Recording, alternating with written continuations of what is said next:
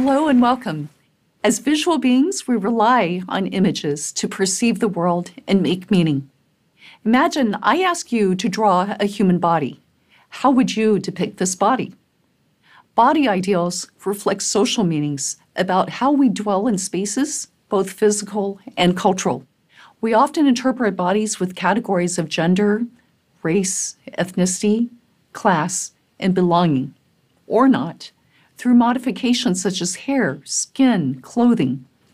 As a medical anthropologist, I study cultural concepts about bodies and how they shape both being in the world and health. Curvy bodies have been around for millennia. The limestone figurine, known as the Venus of Willendorf, is considered to reflect two values that were ranked high in the past: reproduction and abundance. Fertility figures with voluptuous curves suggest that body ideals for females have focused on full-figured, curvy bodies, especially in agrarian societies.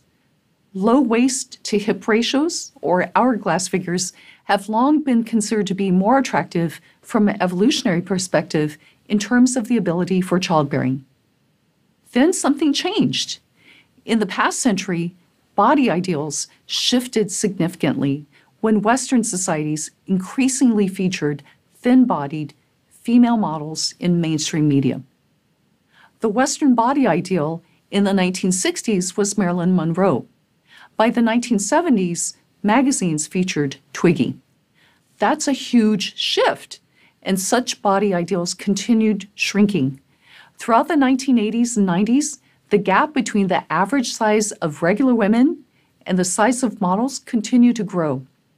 This gap between actual and ideal can impact self-image. Over the past 3 decades, thinness has come to be associated with dominant portrayals of prestige, in addition to well-being. The systemic proliferation of thin body ideals circulates on a global scale. Body dysmorphia and often accompanying eating disorders can be found around the world. Thinness has become a matter of achievement through diet regimes, food avoidances, exercise, even surgery. In 1998, the category of orthorexia, the obsessive focus on healthy eating, was coined as a new category of eating disorder. During this pandemic, social media followed the journeys of celebrities documenting weight loss and other transformations. Idealized body types aren't just about thinness anymore. New forms of thin, lean, muscular bodies have come to be pursued across gender, age, income, and locations, with accompanying bias against fat. It's important to note, however, that not all societies and cultures fully embrace thin bodies as ideals. Curves remain significant for many cultures and ethnic groups even today, including Black, Indigenous, and Latinx communities. Moreover, standards of beauty differ and are not solely based on external features. An earlier study of body ideals in rural Jamaica found that bodies there are reflections of one's social relations. Whether by shared fluids or food, plump bodies in this rural context are considered to be desirable, healthy, and lovable in this measure of well-being. Thin bodies there were interpreted to be antisocial or neglected without social capital or relations to feed or care for them. Similar positive views about ample or thick bodies have been found in ethnographic studies across Africa, the Pacific Islands, and the U.S. With increased globalization and market reach, body ideals change over time, even in rural and remote areas. Weight stigma or fat phobia and bias are increasingly found not only in the global north, but also the global south. With increasing obesity around the world, public health campaigns to address overweight and obesity may backfire by reinforcing weight stigma. How is it possible to move beyond these body ideals that may be harmful for esteem or self-care? The problem is that no matter the preference for thick or thin, these universally imposed body ideals miss a key point. There are many different kinds of body shapes, weight, and looks. Yet, The conflation of appearance with health often facilitates unhealthy shaming of oneself or others based on outdated ideals.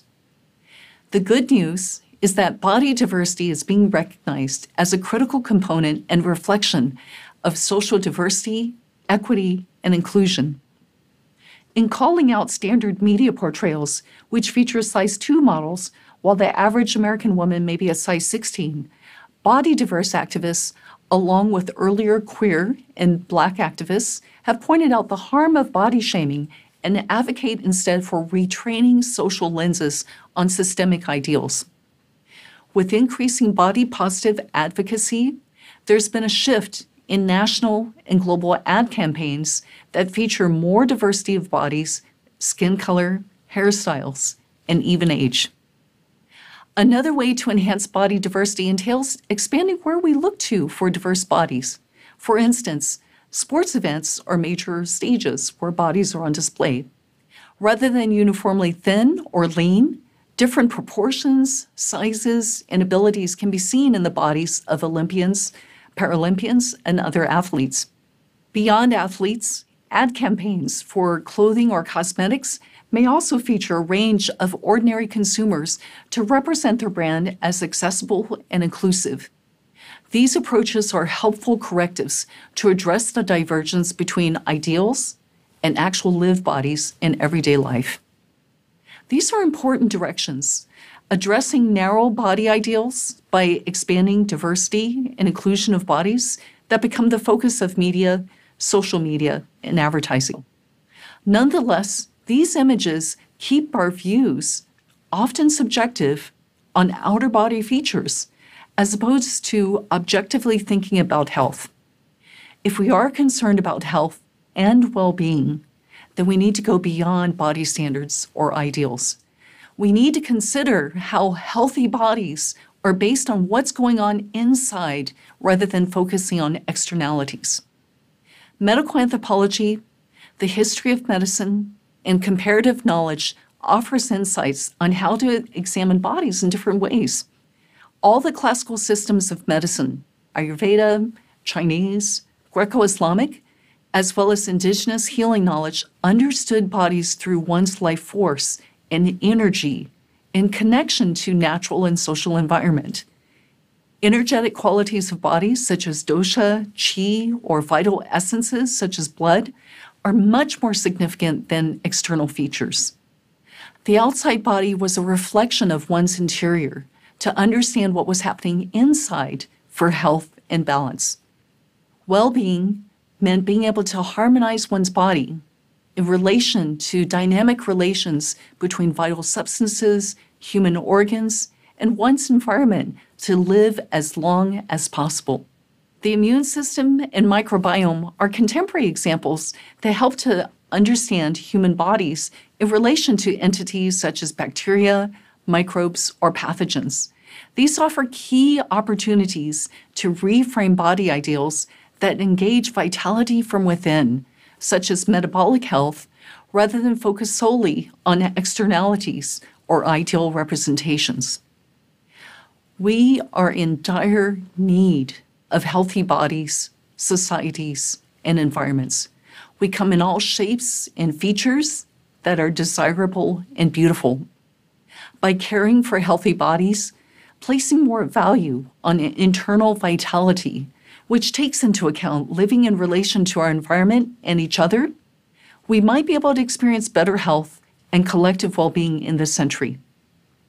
We can begin to heal by looking within ourselves. We can thrive by seeing vitality together. Thank you.